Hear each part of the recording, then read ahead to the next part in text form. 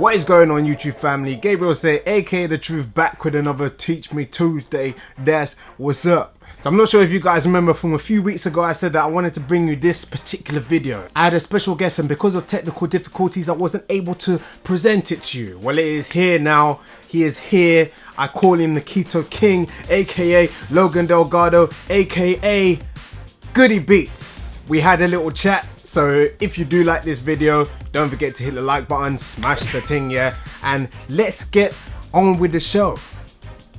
So yes, Logan is back in the building. Welcome back to the channel, man. It's good to have you back. Yeah, I'm glad to be back, man. It's good. It's always good when we reconnect, man. All right, so as you guys know, I get a lot of questions about loose skin and stuff. I came from the other side of the spectrum. I came from being slim and then wanting to put on weight. Logan's come from the opposite side of that spectrum where he was bigger and he wanted to lose weight. So now I brought him onto the channel to talk to you guys about what it takes to kind of shift that weight, but also talk about the whole loose skin thing.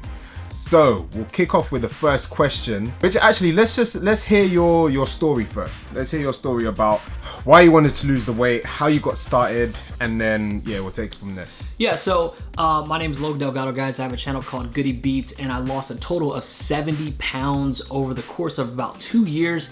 And like most people, you know, you get out of high school and you kind of just go down a downward spiral, right? Your nutrition's crap. You know, you start eating bad food, buffets, drinking beer, no exercise, and you kind of just let yourself go. And that's something that I did. And I remember I was shopping for a new pair of pants. And I was in the dressing room and I'm like, what in the heck? I remember I get in the pair of pants, it was a size 40. So I don't know if you guys can relate to that, but I'm only 5'6", so I'm a short guy. A size 40 is huge. And I remember looking into the mirror and saying, you know, this is not me. I know I'm better than this. I know I can do better for my body, my life. And so I made that decision in that dressing room that I would get a gym membership the next day. The next day, got a gym membership, and I have never looked back. Fitness, training is everything to me. Now, again, I started off at level 0, and I'm still learning today. But again, I found out about training, I found out about nutrition, found out about the ketogenic diet, and you know, I lost a total of 70 pounds during that whole time span, and had some pretty good results.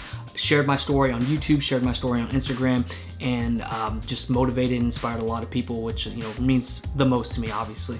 So most people, I call you the Keto King.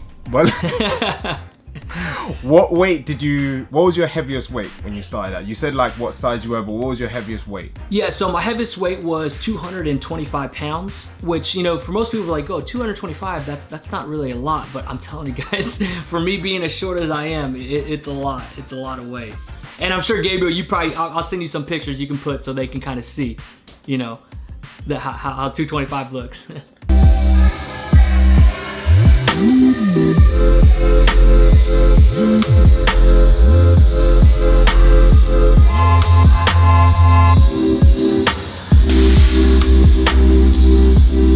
So my next question was, which you've already answered, was what made you think enough's enough? Because when I've spoken to other people, there's always that turning point where, and you've answered it in the previous question, but just kind of like reiterate that people need to have that turning point, because you can have so many people saying you need to do this, you need to do this, you need to do this, but until it really clicks in your head, that's the only time that action is taken.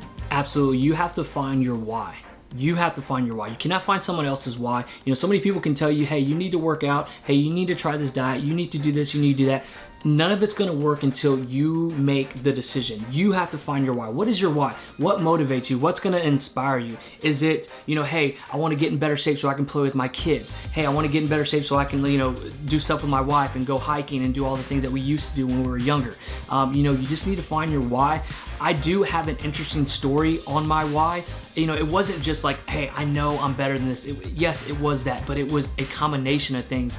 And really the biggest why came from something negative in my life. It came from jealousy, it came from envy, but I took all that negative energy and turned it into something positive that it is today. Now, I do have that story on my channel. I'll let Gabriel link it in the video, in this video, because it is a very long story, and this Q&A would be almost an hour long. So if you guys are interested in hearing that, I would definitely recommend you go check that out. But that was my why. I found something lit a fire under my butt, and I knew that I had to make that change. I found my why, and I definitely recommend you guys to find your why. So you mentioned finding a why. Did you feel like you had a why before that just didn't pan out fully, and why did that particular moment, why was that the turning point as opposed to potentially other times that you had?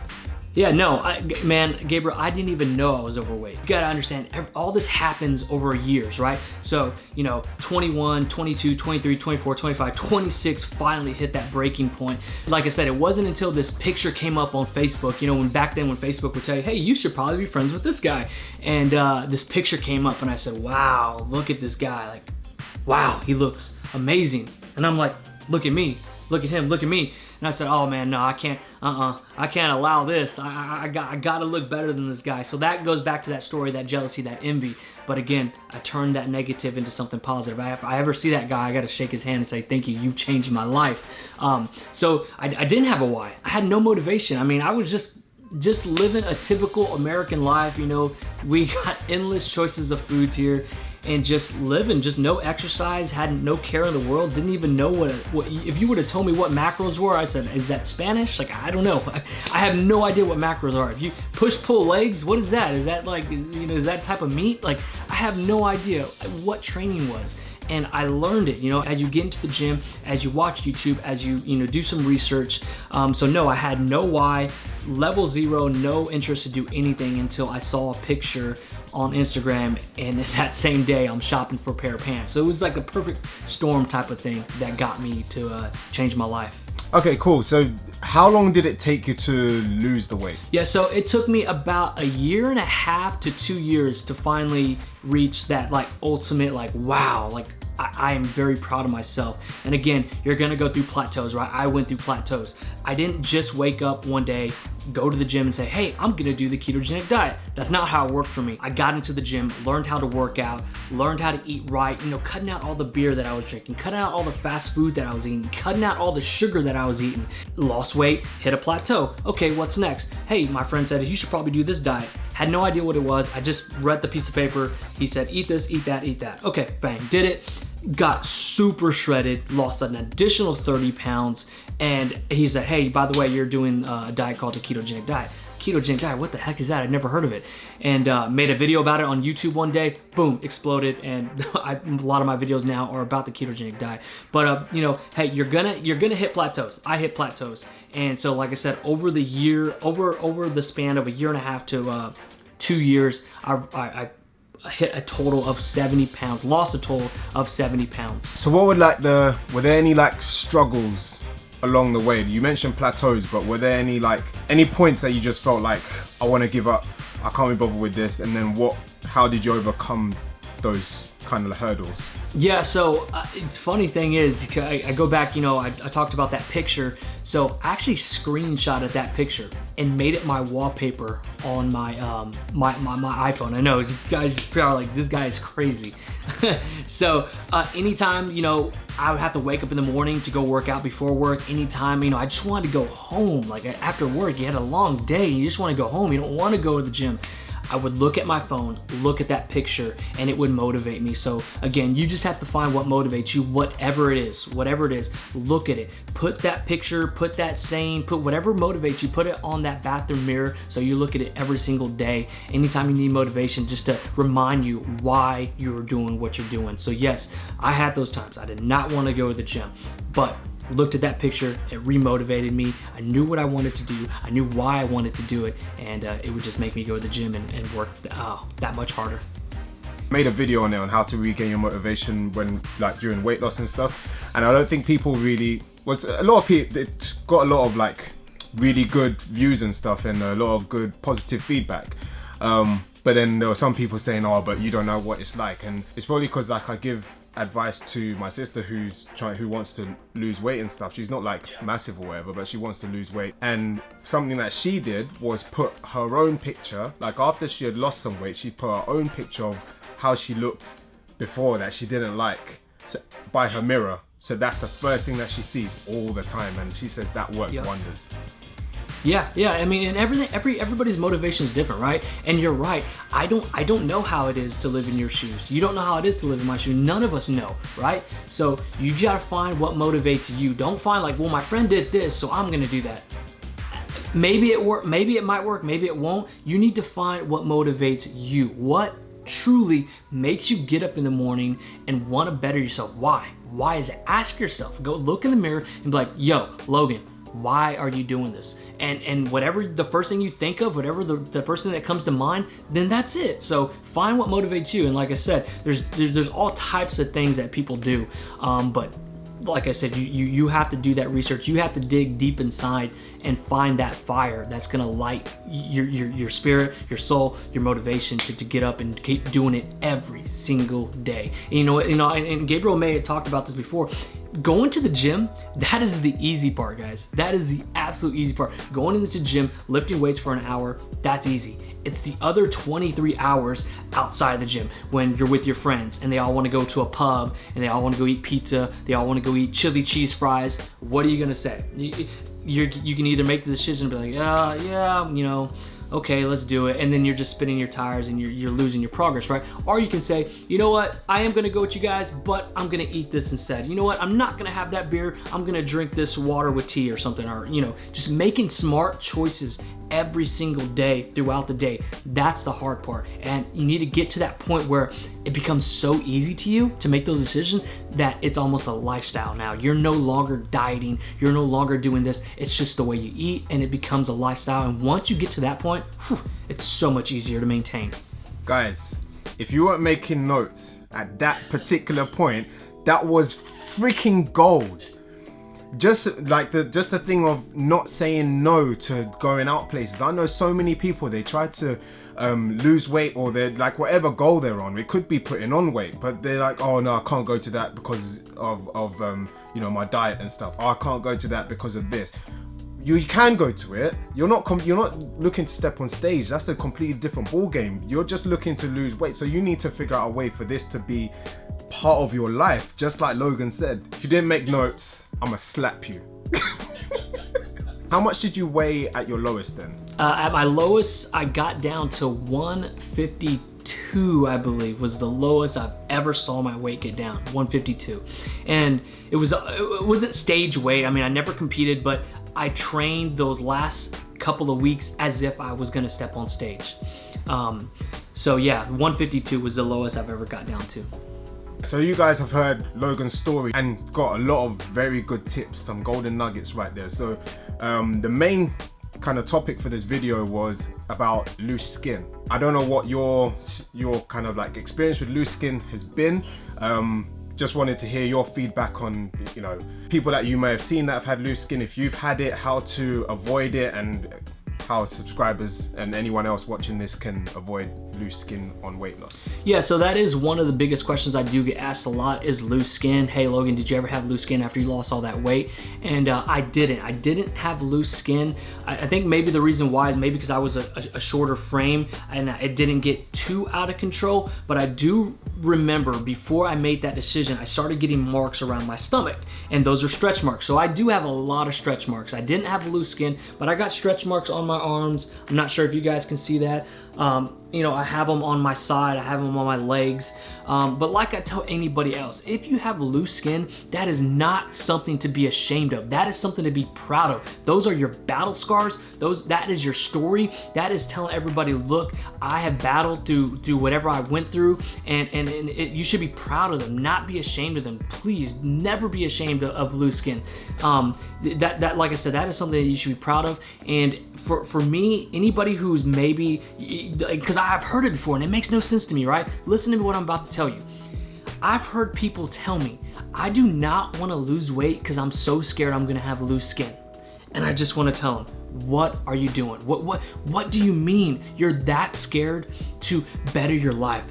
Get a healthier life, get into the gym and exercise because you don't want to have loose skin. Please listen. By the time you get to that point, it will not matter anymore. You will be so proud of everything that you accomplish, everything that you have. It's a story that you can tell people. Yeah, you know what? I busted my butt for a year and look at, I lost, you know, whatever, 70, 100 pounds. I've heard people lose, you know, 100, 150 pounds. It's like a whole nother person on them, right? So, you know, at the end of the day, don't be ashamed of it. Again, I've never had it, but if I did, I promise you, I would not be ashamed of it. I do have like I said, I do have stretch marks that I'm proud of. It shows that, hey, all the struggle that I've gone through, everything that I've been through. But you know, if you're someone who's dealing with that and you think you're gonna have loose skin, please do not be scared to get into the gym and lose that weight. See, it's interesting that you say that because I like to pair business and fitness together, because a lot of the time the mindset that people have for fitness, they don't apply to business, and vice versa.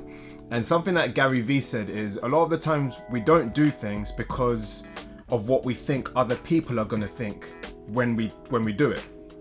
So just like Logan said, I think a lot of the times because what he just said like blew my mind. I didn't think that people would actually stop themselves from bettering their life just because of something like loose skin.